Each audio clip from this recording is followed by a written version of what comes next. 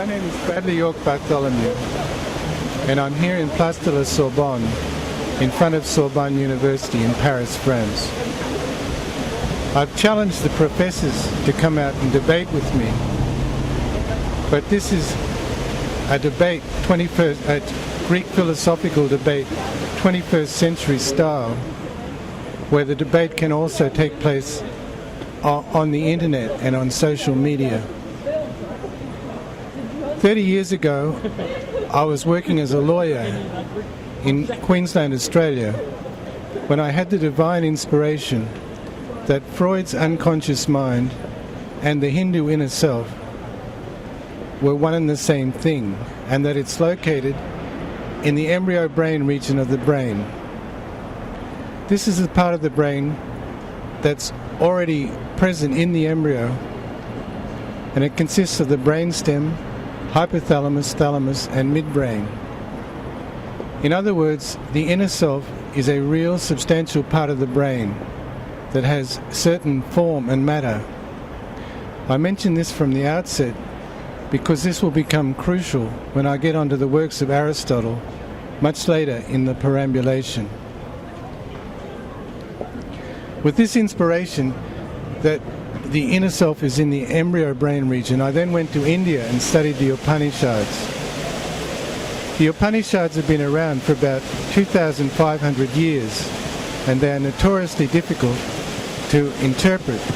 But because I already knew what I was looking for, I was able to come up with an original interpretation of the Upanishads with consummate ease. I wrote an article about this, which was published in the Indian Philosophical Quarterly, one of the most prestigious philosophical journals in India. The article is available online in volume 18 for the year 1991. The point of the article is that there is already sufficient evidence from neurophysiology and electroencephalography to pinpoint the part of the brain that operates during sleep.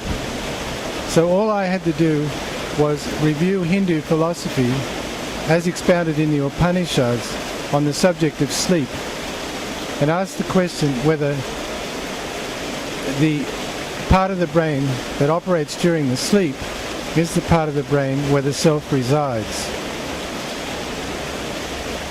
It can be no exaggeration to say that the state of sleep is the very cornerstone of Hinduism. According to Katha Upanishad, this Purusha who keeps awake and goes on creating desirable things, even when the senses are asleep, is pure, and he is Brahman, and he is called the Immortal. All the worlds are fixed in him, none can transcend him. This Purusha is called such because he sleeps in all bodies. Brihadaranyaka Upanishad. Two states of sleep are distinguished. First, there is the dream consciousness, which is evoked and sustained by the self. The blissful self, revived by the impressions of joy, etc., is perceived in dream. Sankaracharya's commentary on Taittiriya Upanishad. That radiant infinite being puts aside the body in dream. Brihadaranyaka Upanishad. Purusha is the supreme person who manifests himself as the persons in the I and in dream. Sankaracharya's commentary on Chandogya Upanishad. There's secondly the state of deep sleep. Here the sleeper becomes immersed in existence. He attains his own self. They speak of him as he sleeps because he attains his own self. Chandogya Upanishad. They reach daily in sleep this Brahman, which is the goal. Chandogya Upanishad. In deep sleep, Purusha remains unmanifest with his organs fully withdrawn. Sankaracharya.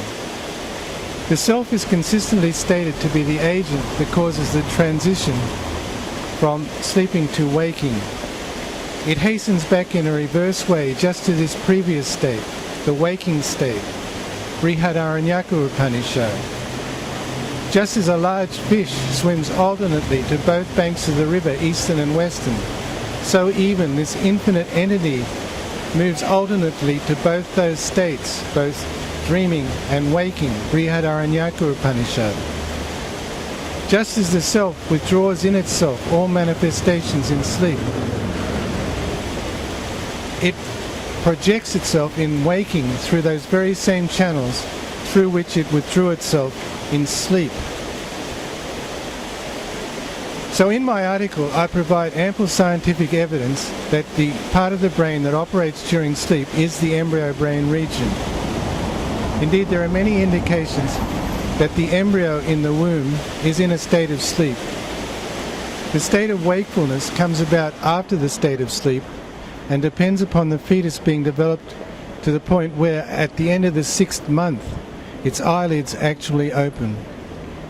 The part of the brain that operates during sleep is the embryo brain region. The adult sleeper must therefore be taken to have reverted to the primary fetal state, the embryonic state. Mentally, the adult sleeper has returned to the mother's womb.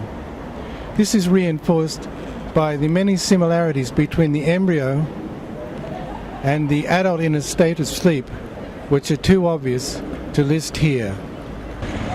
So that article was published in the Indian Philosophical Quarterly in 1991, exactly 25 years ago, exactly to the month 25 years ago. Just recently, I've had another divine inspiration, this time about an Aristotelian First Principle. Aristotle lived about 2,300 years ago, and he's widely regarded to be the pioneer of Western philosophy and science. Indeed, he's regarded to be the father of biology, where in his famous work De Anima, where he discusses the soul, he's regarded by biologists as having anticipated the DNA as the first principle. So, the Aristotelian First Principle that I came up with is as follows. Biology is the source of consciousness. DNA is the source of biology. Ergo, DNA is the source of consciousness. As soon as I came up with this first principle, I realized that I had hit pay dirt. This first principle is also kosher with the Spinoza-Leibniz principle of sufficient reason, and it is in fact the most profound thought that a human being can ever have. This first principle represents the absolute limit to knowledge, because all knowledge must be produced by conscious beings. It's no use saying that Western science will eventually know all there is to know about how consciousness works, because any such detailed knowledge will have to be produced by conscious scientists and will therefore likewise be subject to the first principle. This is the problem of self-reference that has already been sorted by the mathematician Gödel, G-O-D-E-L. The University of Delhi has now invited me to come to India to speak to their philosophy students about the uncanny similarities between the Upanishads and Aristotle's De Anima. I'm expecting that other universities will also invite me, so I'm going to make a perambulation around the global village of Athens, spreading the word about this. It's now clear to me that for the past 2,500 years, the Upanishads and Aristotle have been saying virtually the same thing about the inner self, and nobody has realized this. So stay tuned for part 2 of the perambulation, which will take place at the University of Delhi in India early in the new year of 2017. No. John suggested to me on camera, because that's very interesting what you were saying. Now, this is John. He's Canadian, and he's quite a philosopher in his own right, but he only wants to talk. There goes our Croatian friends. Bye-bye. Apparently they're not interested in getting involved in my movie about Aristotle. But John wants to tell us about a statue here, a famous statue of Montaigne, who's apparently, Yes. is he sitting cross-legged like I'm sitting? Just about, yes. Right, well that's so it's interesting. a bronze, Right. and Hold the microphone up. it's a bronze. A bronze? Yes, in Right, front of the okay. park, down the street here. Right, well now, so John has told us about it, but thank you, John, for bringing this up. I think we should include Montaigne in our film. Thank you.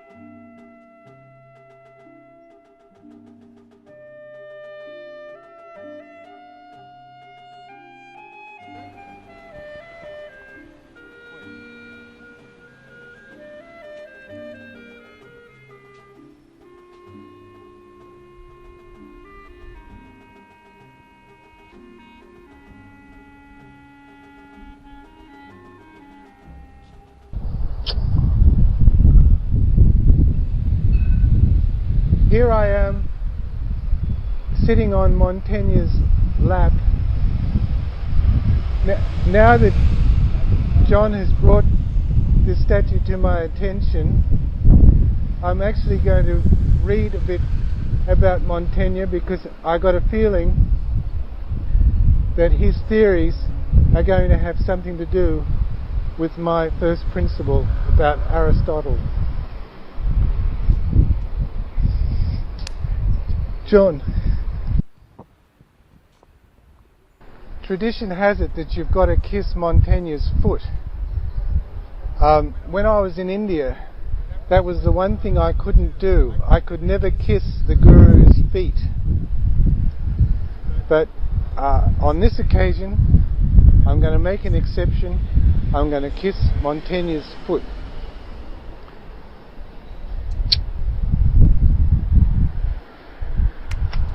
Is that humility or what? When John suggested to me yesterday that we go down and have a look at the statue of Montaigne, I knew that this must have something to do with my first principle. And as it turns out, Montaigne is absolutely pivotal in this issue of my first principle. Montaigne wrote his essays towards the end of the 16th century,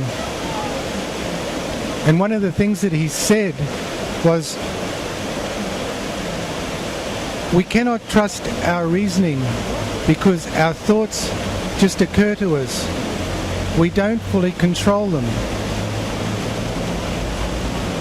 And then in the first half of the 17th century, along comes Descartes, and he says, we cannot trust what we perceive through the senses because that might be illusory, but what we can trust is our reasoning. I think, therefore I am.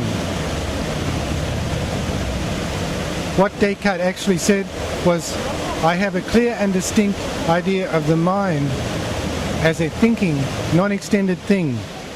I have a clear and distinct idea of the body as an extended, non-thinking thing. Therefore, the mind is distinct from the body and can exist without it. So you see, Montaigne had already completely sorted Descartes' I think, therefore I am, even before he said it. Think about it. We cannot trust our reasoning because our thoughts just occur to us. We don't fully control them. For the Hindus, our thoughts come from the divine inner self in the embryo brain region. For my first principle, our thoughts come from the divine part of the soul